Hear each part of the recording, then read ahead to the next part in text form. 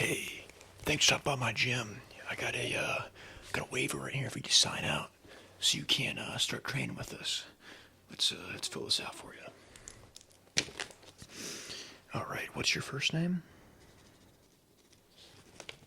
Okay. Uh, where is your hometown? All right. Sounds good. Now, what's your birthday? Perfect. All right. I'm just gonna have you sign right here. All right. Perfect. And then put your initials here. And pretty much it's just saying that, like, if you get hurt, it's not on us. All right. So let's get into your first day here doing jiu-jitsu. This is pretty exciting for me and for you, hopefully. First off, I got a couple things to show you. All right. First off, got to teach you to tie your belt. All right. So let me show you how it's done. All right. You get your belt right here. Okay. The right side of the gi goes on the bottom, just like this. Okay. You get the belt. You cross it like that. Make sure it's even on both sides. Okay. And then you wrap it around your back. There's a couple different ways you can tie your belt. This is just how I like to do it, okay? Just like that, so it's even on both sides.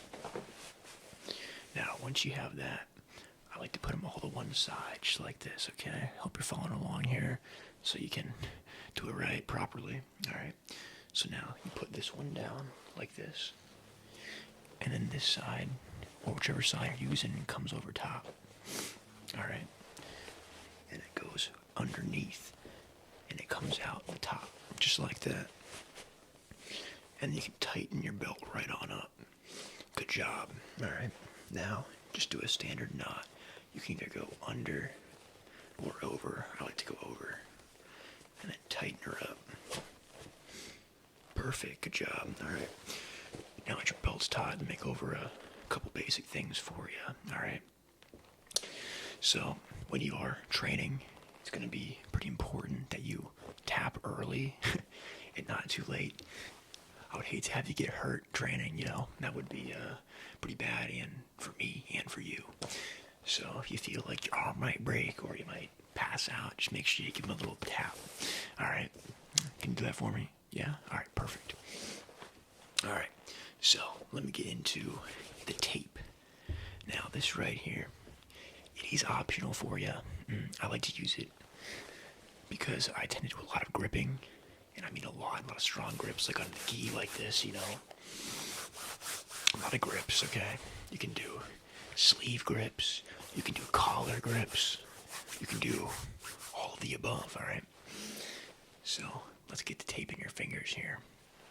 All right, first off, you gotta get yourself some finger tape, all right? You gotta find the start. You gotta get a nice little bit going. Just like that, alright? Now, get your finger. I tape my middle fingers. You can tape two together. You can tape one at a time. It's entirely up to you. But we're going to be using my middle finger. So we put it right here. Right there, you see that? Alright? And we wrap it around. So we have like a little 360 going on. Alright? And then we come down to get that. Alright? Perfect. And now we wrap it around the base. So you should have something like that, alright? And now what we're going to do is make an X. There you go. So you come back up. You make an X. Just like that. And then you round it off the top again. And then you just tear the tape. Boom. Nice. Alright. Let's do the other finger now.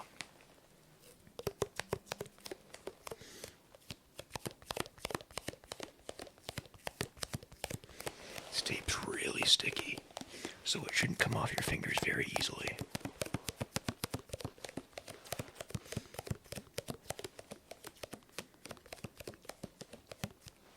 Alright, let's tape it up. So we start right here. There we go. Go around town. Make the X. Just like that. Come on down, wrap it around, come on up, that, and then tear it off. Nice job. Looks good. And there we go. We should have some fingers taped with a nice little X pattern.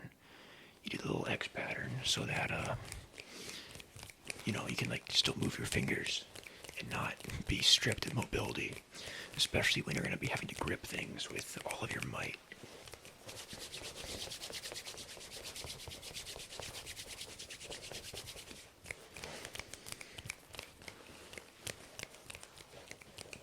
There's a couple different grips you can use when you're grabbing the gi.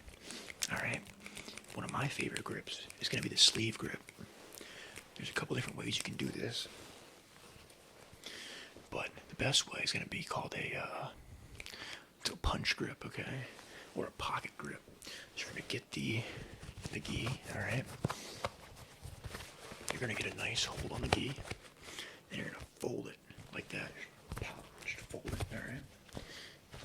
Fold it up, and then when you have it looking something like that, you just put your hand in there, your fingers in that little pocket, hence the name, the pocket grip. And then it's very hard to escape. Not easy at all. Alright. Alright, now before we hit the mat, make sure you take out your jewelry, take off your rings, all that kind of stuff. And please leave your sandals, shoes, socks outside of the mats, okay?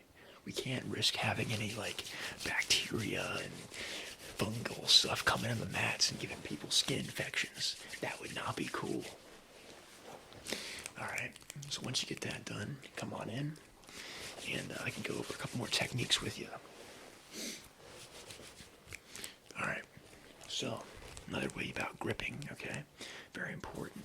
This right here, the collar of the gi. Alright. You can grip the collar on the same side as the sleeve grip. So let's say I have this side and I have this side, okay? Both on this side.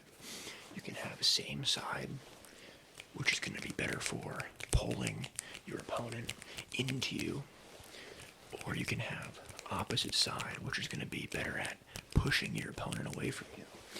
So it'd be this side, or you know what I'm trying to say. Now when you grip the gi, it's very important to get a solid grip, okay? Get your fingers in like this, alright? And the higher up you get, close to their neck, you're going to gain a lot more control of them, alright? So you can pull them down and break their posture down. Now there is a time and place to have a lower grip on the gi around here. Say if you're trying to loop choke them, or if you're trying to do a gi choke. So you can grab this and wrap it around like that, around their neck, which would be a loop choke. That's one of my favorite moves. I love doing, okay? I'm a huge loop choke fan.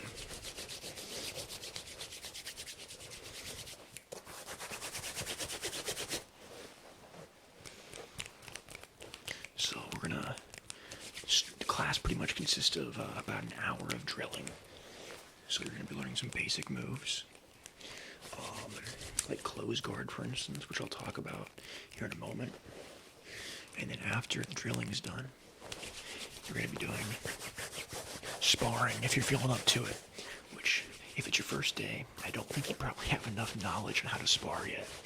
But we'll give it a shot.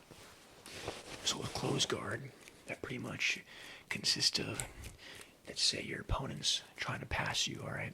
Which means they're trying to like get on top of you and choke you or break your arm, alright? So, you're going to put your legs around them and lock them together, alright? It's considered a neutral position. That's because nobody really has an advantage per se, but you can use it to defend from. So, you can break them down with that high gi grip, pull them in, then use your knees to pull them in towards you, and then from that, I don't know what on earth those fireworks were, okay? I don't know what that was. I guess the gym's just really happy you're here tonight. I've never seen that before. But as I was saying, you pull them into you, alright? And if you cut an angle, you can either bring their arm back like this and put them in a shoulder lock, or you can put one leg up here and one leg down here, and choke them out in what's called a triangle choke, okay?